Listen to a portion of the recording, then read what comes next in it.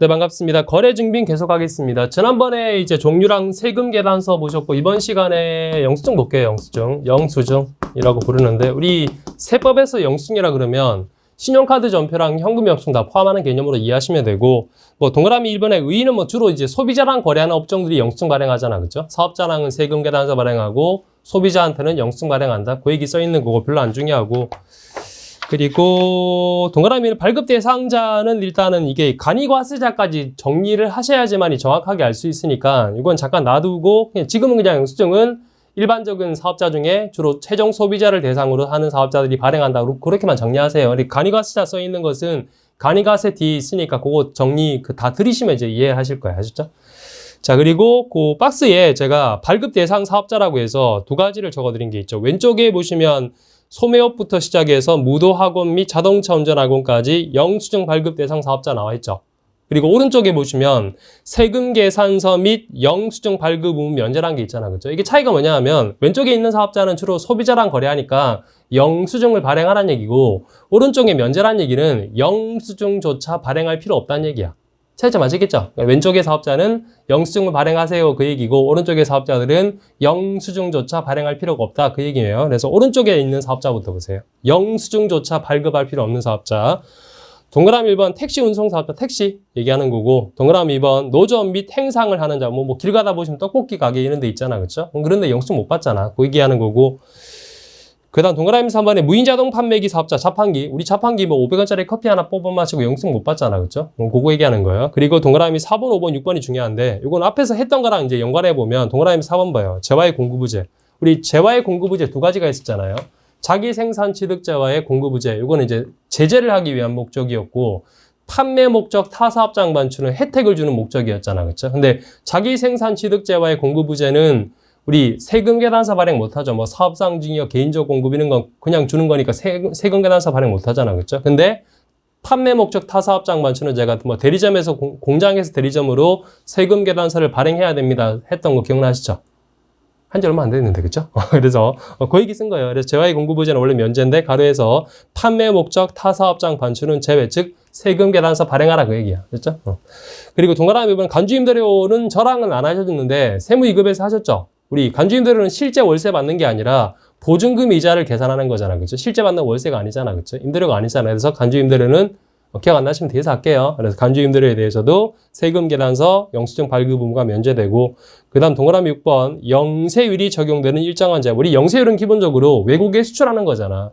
수출은 상대방 외국 사람이죠. 그러니까 세금 계산서 발급할 필요 없겠지. 그렇죠? 그 얘기 쓴 거예요. 근데 가로에서 우리 영세율 중에 예외적으로 국내 사업자 간에 거래하는 경우라도 영세율 적용받는 게 있었죠. 그렇죠? 그런 경우라면 상대방한테 국내 사업자 간 거래니까 영세율 세금 계산서 발행해야 된다고 했잖아. 그렇죠? 그게 가로예요. 그래서 가로에서 단 내국 신용장 등에 의해 공급하는 재화 및 수출 재화 임가공 용역은 이건 국내 사업자 간 거래니까 뭐 하래요? 세금 계산서 발급하래. 아셨죠? 여기 써 있고. 자, 이제 왼쪽으로 가봐요, 다시. 자, 영수증 발급 대상 사업자 한번 써볼게요. 주로 쭉 보시면 소매업, 뭐 음식, 숙박 쭉 나오잖아. 주로 이제 일반 개인들하고 회사랑 거래하기보다는 일반 개인들하고 거래하는데요. 써볼게요, 제가. 소매업 있고, 소매업. 편의점. 이게 생각하시면 되시게 슈퍼. 그 다음은 음식, 숙박. 식당이라든지 숙박, 뭐 모텔, 여관 같은 데 얘기하는 거고. 그 다음 여객 운송, 사람 실어 나르는 거, 여객 운송이 있어요. 제가 예를 들어 놓은 게 KTX랑 전세버스 예를 들었는데 전세버스부터 쓸게요. 전세버스 또는 KTX고 그 다음 목욕, 이발, 미용업, 목욕탕, 뭐 이발소, 미용실 얘기하는 거예요. 목욕, 이발, 미용.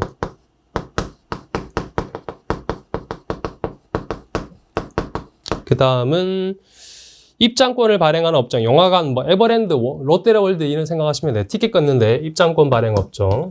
주로 보시면 뭐 일반적인 개인들이 주로 찾아가서 이제 거래하는 데잖아요. 그렇죠? 그다음 동그라미 6번 부가가치세가 과세가 되는 미용, 성형 수술 등의 진료 영역. 우리 병원은 면세인데 기본적으로 미용, 성형 과세잖아. 그렇죠? 그래서 미용, 성형 얘기하는 거고. 미용, 성형.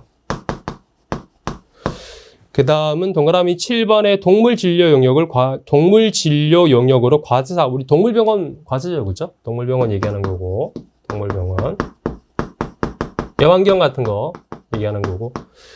그 다음 동그라미 플랜 우리 학원은 기본적으로 면세인데 학원 중에 무도학원 자동차 운전학원은 과세죠. 그렇죠? 그래서 무도학원 자동차 운전학원 얘기하는 거예요. 무도 자동차 운전학원.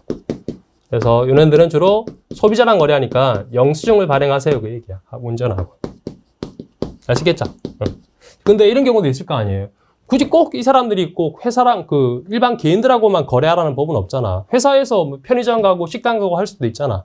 그렇죠? 그런 경우 어떻게 할 겁니까? 라고 하는 게 양가로 2번입니다. 양가로 2번 보세요.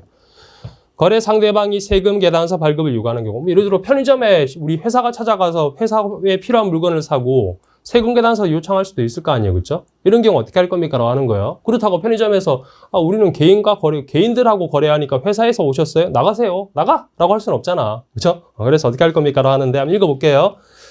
자, 양가로 2번. 공급받는 자가 거기다가 네모 1번이라고 해보세요. 네모 1번.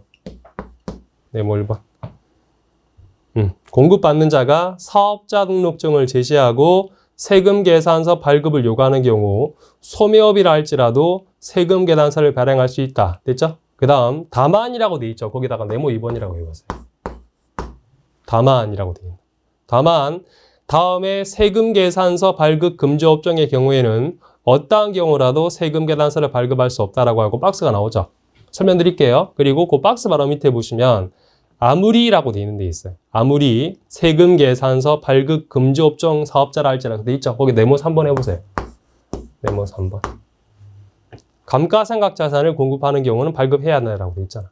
됐죠? 자, 설명드릴게요. 자, 이런 거야. 네모 1, 2, 3번이 뭘 얘기하는 거냐면 제가 여기까지 끊을게요. 소매, 음식, 숙박, 전세 버스까지 끊을게. 아셨죠? KTX 빼고 그래서 요 위에 요 사업자들을 이런 경우 있을 거 아니에요. 개인들하고 거래하라는 법은 없으니까 회사에서 편의점 갔어, 문구점 갔어, 예를 들어서 식당 갔어, 호텔 갔어, 전세버스 이용한 거야. 그럼 회사 입장에서는 매입세 공제를 받아야 되니까 세금 계산서를 요구하겠죠. 그쵸? 자, 네모 1번 이거예요. if 상대방이 요 위의 업종들은 상대방이 세금 계산서를 요구했을 때 어떻게 해야 됩니까? 우리 어떻게 해야 돼요? 라고 했을 때 발급해 주래.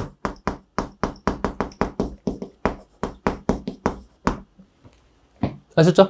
편의점 가서 우리 회사에서 필요한 뭐 비타 500 샀어요. 비타 500. 아니, 문구점 가서 우리 문구 산 거야. 그래서 세금 계산서 발행해 주세요라고 했을 때 어떻게 할 겁니까? 발행해 주래. 식당 발행해 주래. 숙박, 모텔, 호텔 발행해 주래. 전세버스 발행해 주래. 그래야 매입세 공제 받을 테니까. 그죠? 근데 KTX부터 요 밑에는 달라져요. 자, KTX부터 무도 자동차학원 전부 다 얘네들은 이게 네모 2번이야.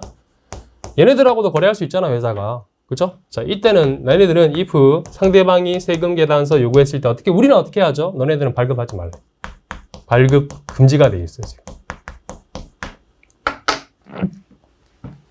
차이점 아시겠죠? 요 위에 흰색 박스들은 발행하라는 얘기고 밑에 빨간색 박스에 있는 애들은 발행하지 말래. 왜 그러냐 하면 소매, 음식, 숙박, 전세버스는 업무랑 관련된 것으로 보겠대. 우리 매입세 공제를 받기 위한 기본적으로 깔린 과정은 업무랑 관련돼 있어야 되잖아. 아니, 소매, 편의점 가서 물건 사고, 우리 식당에서 식사하시고, 숙박, 뭐 출장 가서 호텔에서 잤어요. 전세버스 우리 직원 이번에 단체로 워크숍 가는데 전세버스 이용한 거야. 업무랑 관련돼 있잖아요. 그럼 매입세 공제 받아야지. 받으려면 세금 계산서 받아오셔야 되겠죠. 그렇죠? 그래서 그때는 발행해 주래. 근데 요 밑에 애들은 뭐라고 얘기하느냐? KTX 포함해서 나머지 애들은 업무랑 관련 없는 걸로 봐요.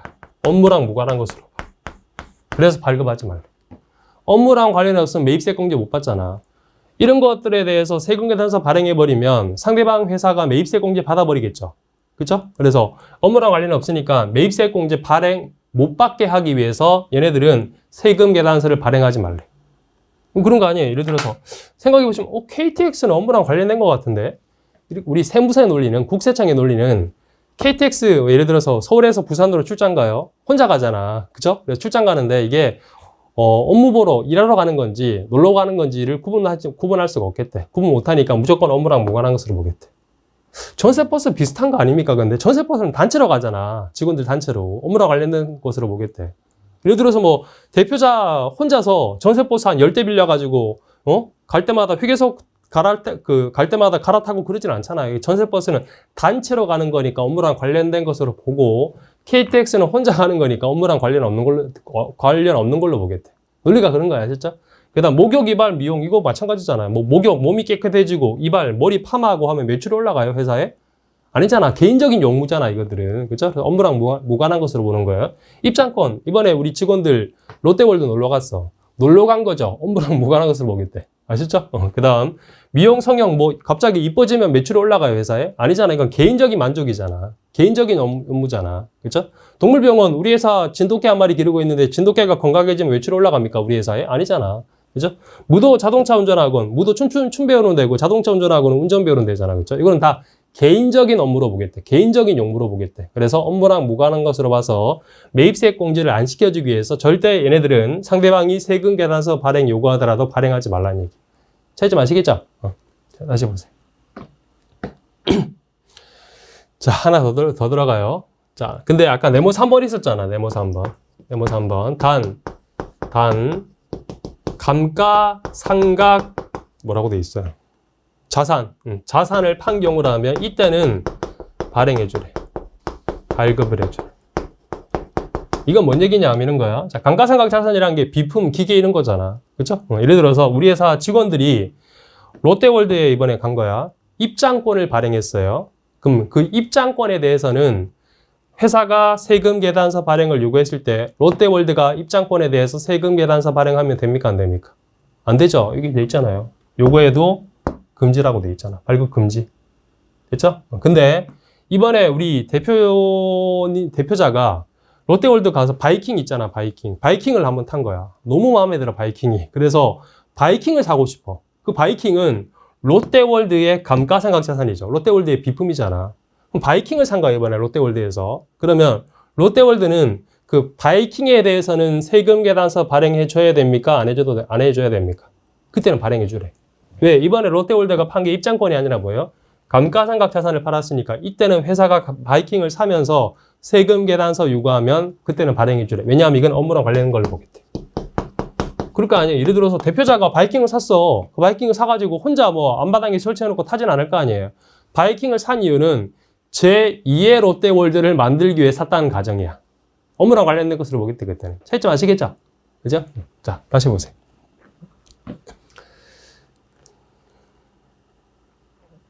근데 얘네들이 이제 부를 때 우리가 빨간색 박스에 있는 얘네들이 부를 때 세금 계산서 발급 금지 업종이라 불러요. 발행하면 안 되는데. 물론 감가상각 자산은 발행하고. 예? 자, 여기까지가 그 페이지 내용이고. 그 다음, 이해했죠? 그 다음 4번으로 갈게요. 4번. 지워도 되죠? 자, 4번 공급받는 자의 매입세액 공제 여부 보겠습니다. 뭘 받아왔을 때 매입세액 공제가 되고 뭘 받아오면 매입세액 공제가 안 되는지 볼게요. 4번. 안 적어도 되죠?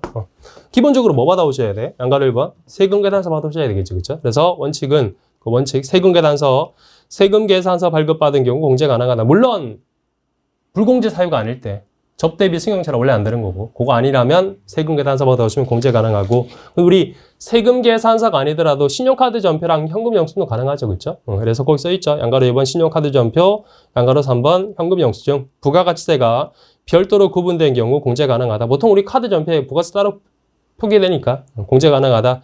단 공급자가 세금 계산서 발급 금지 업종인 경우는 제외라고 되어 있죠. 이게 뭐냐면 방금 했던 거랑 그 연장성산인데 이 공급자가 있고 공급받는 자가 있어요. 공급받는 자 입장에서는 원칙적으로 상대방한테 뭐 받아오셔야 돼? 세금 계산서 받아오시면 매입세 공제 가능하잖아. 그렇죠? 근데 깔린 가정이 뭐냐 하면 근데 세금 계산서가 아니라도 카드나 현금 영수증도 가능하다고 했죠. 근데 이 깔린 가정은 세금 계산서 대신에 카드로 결제했다는 얘기야. 즉 세금 계산서를 공급자가 원래부터 발급할 수 있는 업종이라는 뜻입니다. 발급할 수 있는 업종이에요.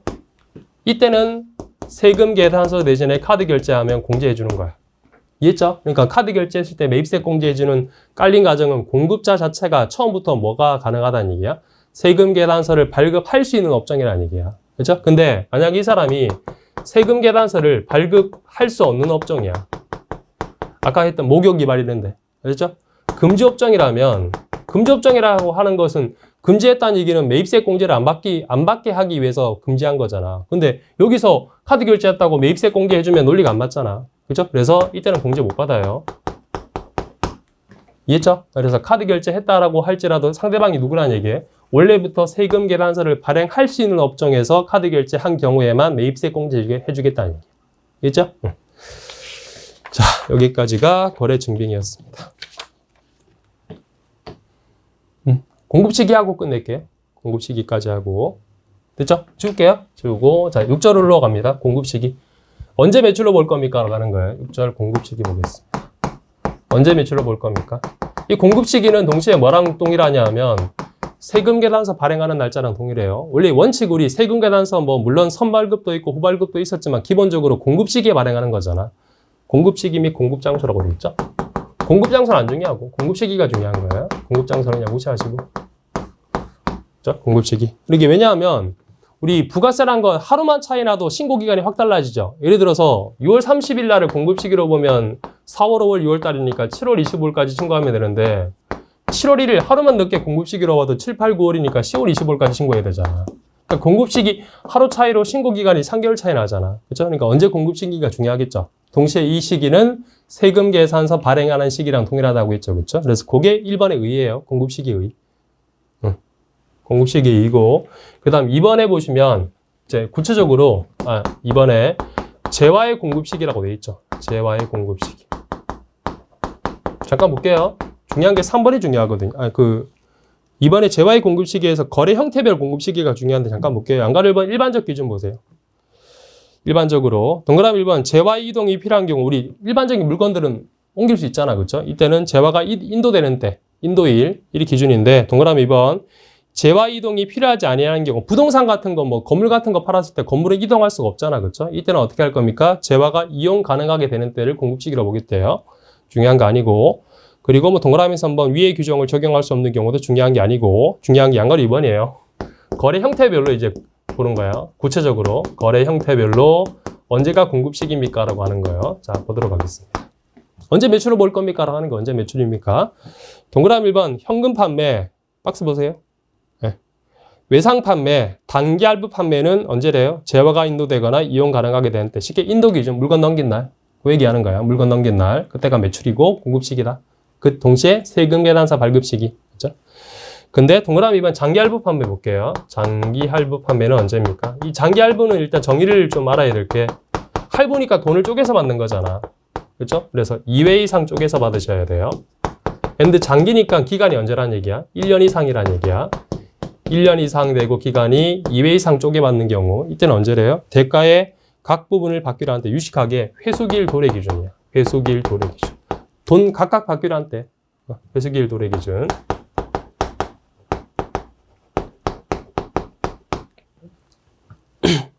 예를 들어 뭐 계약금, 중도금, 잔금 따로 받기로 했어요. 그럼 계약금, 중도금 따로, 잔금 각각을 공급시기로 보겠대요. 자, 그리고 그 동그라미 3번 봐요. 3번. 이거랑 비스무리하면서도 약간 다른데 완성도 기준 지급이라고 되어 있죠. 완성도 기준 지급. 우리 앞에서 이거 저거 했죠. 건설형 공사 했잖아. 건물 생각하죠. 건물 지어주는 거 생각하시면 돼요. 그래서 완성도 기준 지급이란 것은 건물 뭐 1층 지어주면 얼마 받고 2층 지어주면 얼마 받고 하는 거잖아. 그거 얘기하는 거고.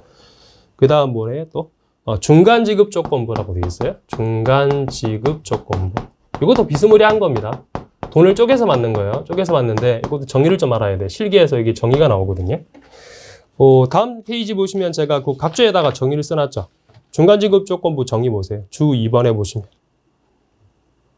가셨죠? 중간지급 조건부란 동그라미 1번 계약금 외 대가를 분할하여 받고 그러니까 계약금 빼고 나머지 2번 이상 받으라는 얘기야. 그러니까 총 몇 회 이상 받으셔야 돼. 계약금 빼고 2번 이상이니까. 3번 이상 받아야 되겠죠. 그렇죠? 그래서 이거는 3회 이상 분할하여 받고 돈을 그 다음 동그라미 2번 계약금을 받기로 한 날의 다음 날부터 재화를 인도하는 날까지 기간이 6개월 이상이에요. 6개월 이상이래 또 기간은 6개월 이상일 때를 중간지급 조건부라 부릅니다. 장기할부랑 좀 비슷한데? 라고 하시겠지만 이게 차이가 나는 게 뭐냐 하면 장기할부는 물건을 먼저 넘기고 돈을 나중에 받죠. 먼저 물건부터 넘기잖아. 그렇죠? 그래서 이건 유식하게 선 공급하고 물건 넘기고 그 다음 후 대가를 받는 경우예요. 돈을 나중에 받는 경우잖아. 근데 중간지급조건부는 아까 건물 생각하시면 돼요. 건물 아직 넘기기 전이잖아.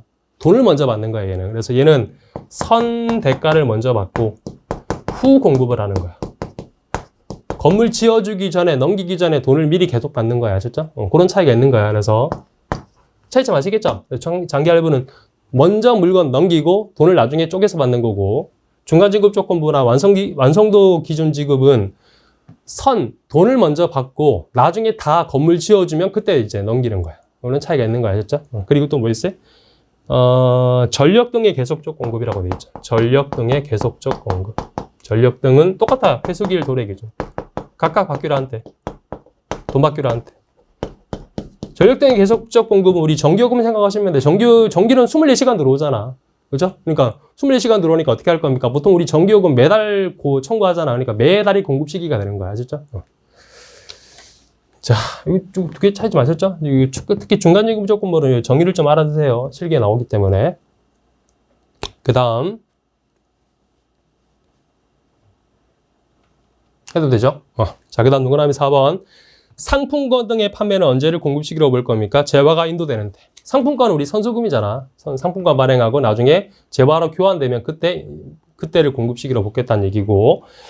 그 다음 동그라미 5번. 재화의 공급으로 보는 가공의 경우는 가공된 재화를 인도하는데. 예를 들어 넥타이 여기 만들어줘. 넥타이 염색하는 거 생각하시면 돼요. 그럼 어떻게 하래? 넥타이 염색하고 넥타이를 넘겨준 때. 아셨죠? 인도한 때. 주의하실 게 가공 완료 시점 아니에요. 아셨죠? 넥타이 가공을 다 완료한 시점이 아니라 완료하고 인도해 넘겨줘야 돼. 그때를 공급 시기로 보겠대. 그 다음 동그라미 6번. 무인 판매기를 이용하여 재화를 공급하는 우리 자판기 공급할 때 어떻게 해요? 자판기 커피 한 잔 뽑아 먹을 때마다 공급 시기로 본다면 CCTV 달아놔야 되겠지, 그쵸? 그럴 순 없잖아. 그러니까 어떻게 하겠대? 해당 사업자가 무인 판매기에서 현금을 꺼냈는데, 예를 들어서 한 달에 한 번 가서 현금을 꺼내면 한 달에 한 번을 공급 시기로 보겠다는 얘기야. 이게 논리상 맞잖아, 그죠? 자판기 한 잔 뽑아 먹을 때마다 볼 수 없으니까 공급 시기로. 그 다음 디귿에 반환 조건부, 동의 조건부, 기타 조건부 및 기한부 판매의 경우는 조건이 성취되거나 기한이 경과되어 판매가 확정되는 때라고 되어 있는데, 이거는 저거 생각하시면 돼요. 우리 재고할 때 시용 판매 기억나세요? 시용 판매? 시용 판매 이거 있잖아. 한번 써보시고 결정하세요. 이때 언제가 공급 시기였습니까? 언제가 매출이었죠? 사겠다고 의사 표시할 때 그 얘기 쓴 거야. 아셨죠? 사겠다고 의사 표시했을 때. 그 다음 동그라미 8번 수출 재화는 앞에서 잠깐 하신 것 같은데 수출 재화 볼까요? 기억에 내공물품의 외국 반출, 중개무역이 뭐였어요? 중국에서 사서 미국으로 수출한다 이런 거였잖아, 그렇죠? 이거는 수출 재화 선적일이라고 돼 있죠. 그러니까 국내에서 파는 거니까 선적일이고. 그 다음 니은의 원양어선 위탁 판매 수출 안 중요하고. 그 다음 디귿 보세요. 외국인도 수출 쭉 나가잖아. 이거는 이제 한국에서 파는 게 아니라 외국에서 물건 보내는 거죠. 이때는 어떻게 하겠대? 외국에서 해당 재화가 인도되는 때라고 돼 있죠. 외국에서 물건 나가는 거니까. 오케이? 그 다음 동그라미 9번 수입 재화는 수입 신고가 수리되는 시점, 세관 신고일 쉽게 생각하시면 세관 신고일이라고 생각하시면 돼요. 빨리 하는 거 아니죠? 앞에 수출 했잖아요. 그죠? 자, 그 다음 동그라미 10번 보세요. 재화의 공급의제의 경우는 어떻게 할 겁니까? 라고 했을 때. 우리 공급의제라는 것은 특정한 사건이 발생하면 그걸 공급으로 보는 거잖아. 그렇죠? 그러니까 그 특정한 사건이 발생한 날을 공급 시기로 보는 거야. 이거 볼게요. 기억에 면세 전용, 비영업용, 소형 승용차 전용, 개인적 공급은 언제를 공급 시기로 볼 겁니까? 재화를 사용, 소비하는 때 그날 얘기하는 거고. 그 다음 니은의 사업상 증여는 재화를 증여하는 날, 그날. 그 다음 폐업 시장 준재화는 폐업하는 날. 그리고 리을의 판매 목적 타사업장 반출은 재화를 반출하는 날. 이렇게 생각하시면 되겠지, 그쵸? 그 특정 사건이 발생한 날을 공급으로 보는 거니까 그 특정 사건이 발생한 그날을 공급식으로 보는 거예요. 자, 그리고 그 다음 3번 들어갈게요. 이쪽도 되죠? 재화의 공급 시기가 중요하고, 그 다음 용역의 공급 시기는 재화랑 거의 비스무리하다고 이해하시면 돼요. 용역의 공급 시기라고 보도록 하겠습니다. 용역은 서비스잖아. 그래서 우리 재화는 기본적으로 인도하는 날을 공급 시기로 보는데 용역은 서비스니까 인도란 말을 쓸 수가 없겠죠. 그래서 뭐라고 표현했냐 하면 3번의 용역의 공급 시기 동그라미 1번 통상적인 경우 보세요. 뭐래요? 영무의 제공이 완료되는 때 일 다 해준 날, 쉽게 얘기하면. 일 해주는 거니까 일 다 해준 날. 오케이? 그 다음 동그라미 2번 완성도 똑같고 재화랑 똑같고 거의 똑같다고 이해하시면 돼요. 개념만 이건 인도일이고 이거는 일 다 해준 날이고. 그 다음은 하나 체크하실 게 동그라미 4번 잠깐 볼까요? 동그라미 4번. 부동산 임대 시 간주 임대료는 뭐 세무이급에서 했는데 기억 안 나시면 뒤에서 할 테고 및 이 과세 기간 이상 임대 용역을 공급하고 대가를 선불 또는 후불로 받은 경우라고 되어 있죠. 우리 제가 부가세법에서 그냥 과세 기간이라 그러면 몇 개월 얘기한다고 했어요. 6개월 얘기한다고 했잖아요. 6개월. 그러니까 이 과세 기간이니까 몇 개월이에요? 6개월이 2번이니까 12개월 1년 얘기하는 거야. 아셨죠? 그러니까 이런 거예요. 예를 들어서 내가 1년치 임대료를 1,200만 원, 1년치 임대료 1,200만 원을 한꺼번에 받은 거야. 선불로. 근데 이번에 신고 기간이 4월, 5월, 6월이야. 신고 기간이. 그럼 우리 회계에서 어떻게 해요? 1년치 임대료 1,200만 원 미리 받았는데 4월, 5월, 6월 달 임대료 계산할 때 12분의 3개월 이렇게 하잖아. 300만 원만 4월, 5월, 6월 임대료를 보죠. 이걸 우리 회계에서는 뭐라고 불러요? 발생주의라 부르잖아. 우리 부가세도 그렇게 하겠다는 얘기야. 기간으로 쪼개서 그렇게 하겠대. 근데 이 발생주의란 말을 뭐라고 표현했냐, 뭐라고 썼는지 보세요. 예정 신고 기간 또는 과세 기간 종료리라고 표현한 거야. 이렇게 한다는 얘기를. 아셨죠? 자, 여기까지가 공급식이었습니다. 4번에 거래 장소는 안 보셔도 돼요. 거래 장소는 제가 책에다가 실긴 실었는데 다음부터 빼야 되겠다. 별로 안 중요하니까. 시험에 나온 적도 없고 하니까. 자, 이거 공급식이 보시면 돼. 이번 시간에 하신 게 영수증 앤드 공급식이 보신 거죠. 아셨죠? 됐죠? 자, 이렇게 해서 이번 시간은 이걸로 마무리하겠습니다.